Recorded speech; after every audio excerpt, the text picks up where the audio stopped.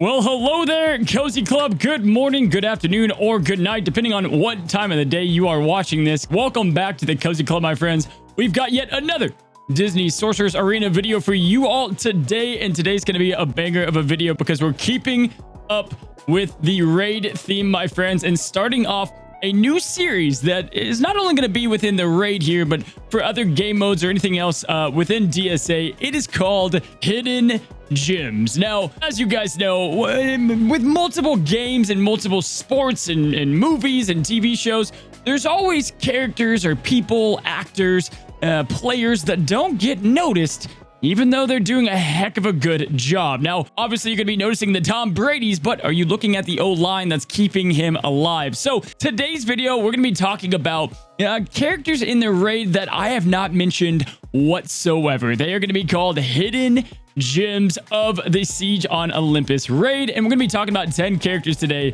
that are really great. Now, they may not be better than some of the best ones like, Hercules and the ones that we've pointed out, like, Frozone and Moana. However, they've got extreme potential, and you might just have some of them on your roster and you're not fully utilizing them. We're going to go ahead and hop right into today's video, but before that, I want to let you guys know, and I'll be saying this on a few videos, I've decided, look, I make a lot of graphics for this game, and on top of that, I also just try to make a lot of highlight reels and different things to be creative. I love production, and so I created myself an Instagram account. Finally, I've joined the social media of Instagram, so if you guys want to support or if you want to follow me, you can check that out at Cozy Gamer 3 for an E. Guys, I tried every which handle I could. They're all taken from, I don't know, other cozy people in the world. But it's the same as my Twitch handle, if you guys know that as well. Overall, I'm looking forward to posting stuff about my real life. I'm looking forward to posting highlight clips and different little small team guides that, I don't think Twitter's quite great for. And so I'm going to go ahead and share that down in the description. You guys feel free to follow. Let's jump into today's video. Hidden Gems, guys. So excited to talk about these characters. There's so many great characters within the game that people don't realize, and it's always my goal in PvP and in the raid more specifically lately to find characters with little use and definitely find a purpose for what they can do. And so I'm always going through and theory crafting different teams, trying to always, find the best possible characters to get the job done, and more importantly, find a wide variety of characters, because again, so many people go on different journeys with their character roster, and I want to try to make most people's rosters work in the raid. You'd be surprised what you have available. So let's dive right into the caverns, find those hidden gems, and show you guys some characters that are pretty bonkers in the raid that you might not know. Now, again, there's plenty of ones that are still insanely good. These are not the best characters. These are just great characters. For the top 25 characters, you can check up in the top right-hand corner above. Let's go ahead and start out with number 1. Our first hidden gem is going to be Ian, guys. And Ian is definitely a great character within the game. A lot of people don't realize how great he really is and how many game modes that he fits and works within. Now, his only real con is that he doesn't have a particular set of leadership that works best for him. You've got his brother Barley that was able to go ahead and go into the adventure category, and they didn't deem Ian adventurer enough to fit that category. However, he can still get the job done. Now, alone, guys, some of the best damage I do, without a question, in the Siege on Olympus is going to be from Ian. I pair him up with the adventurers, but obviously there's way other teams you can put him up with, and we'll kind of talk about that later. But with Ian, I want to focus on why is he a hidden gem and why is he so good. So why does he work well in not only the Siege, but all raids? And it's all about his kit. First and foremost, let's just go through it at a good pace here. Let's start out with his basic here, Cozy Club. His basic attack here is going to have a blind on it right off the gate.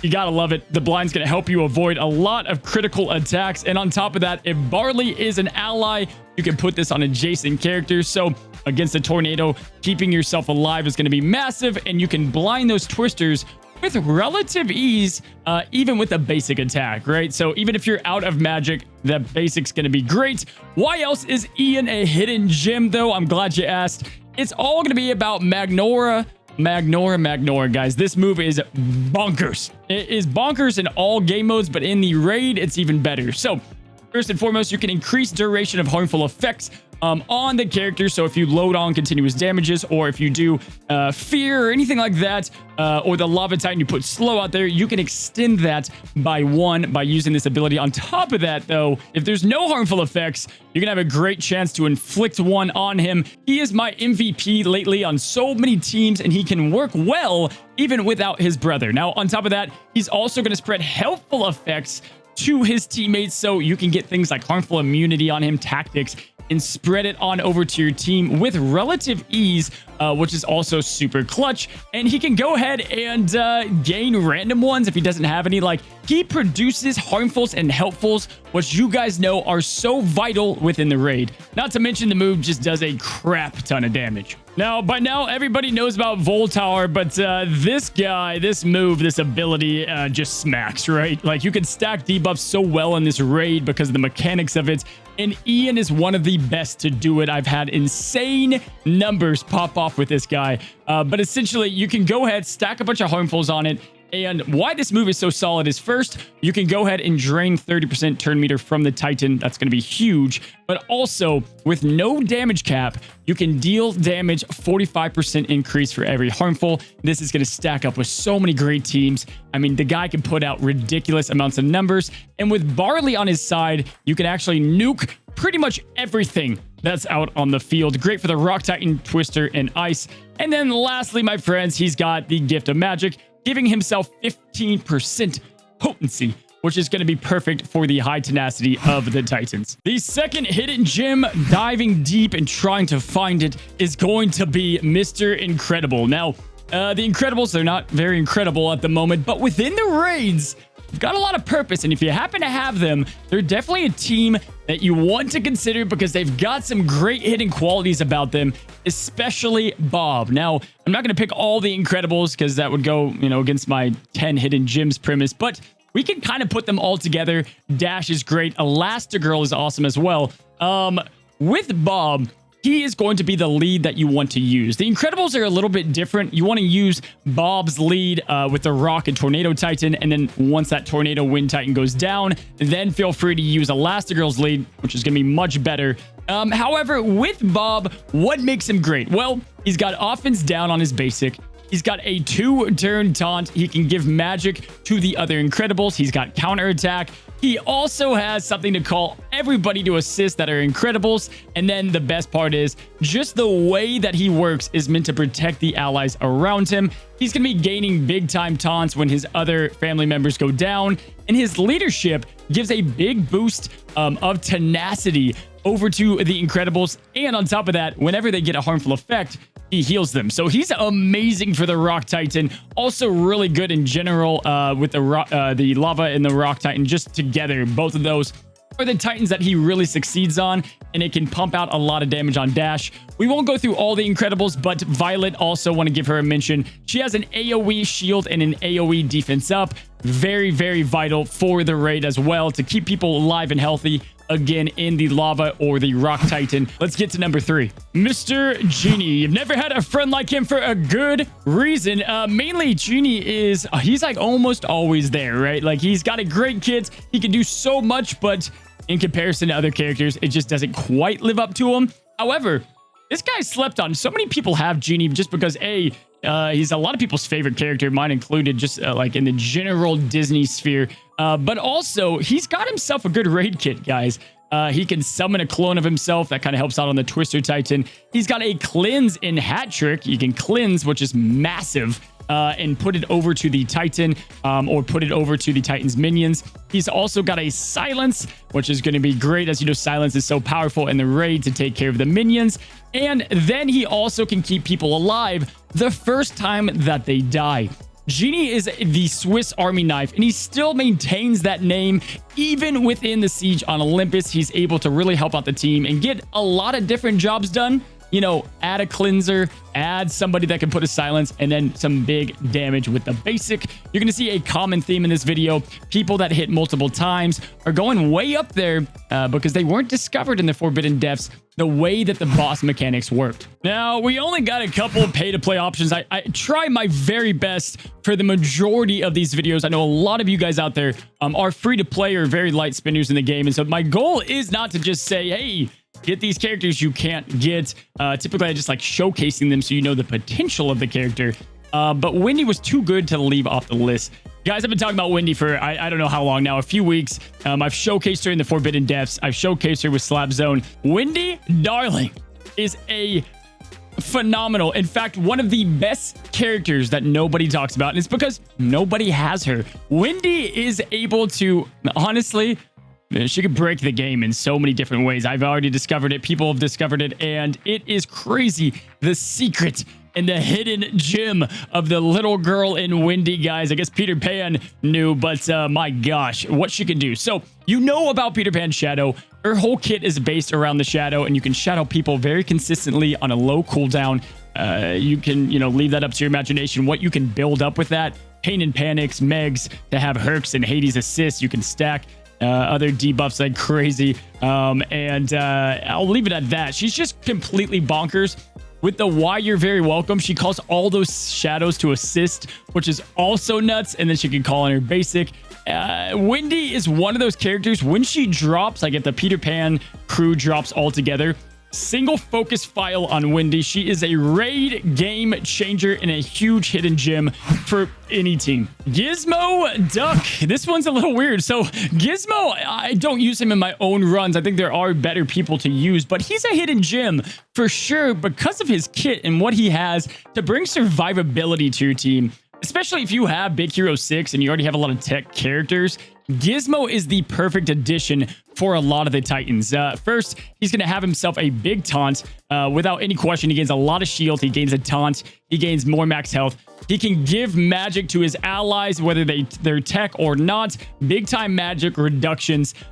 He's able to gain evasion, which is very clutch. He has massive blind capabilities. Blinding bosses is as good as debuffing any other harmful effect on there. The blind is going to keep your team around a lot. He's an incredibly tanky support unit that's going to keep you and your team alive very long. Now, on top of that, he can also extend harmful effects with his passive, and his leadership's not too shabby, but I love to use him as the main kind of distraction in the Lava and Rock Titan. Ana is always so close to greatness, and she still is very solid in a big hidden gem within the raid that you should be plugging into a lot more teams. Now, Ana is going to fit perfectly for the siege on Olympus. With her calling to assist on her basic is going to very much amp up those damage numbers, especially with Frozone or Frozen. She gives an offense up. Some things never change is insane. She gives huge turn meter gain. She gives haste.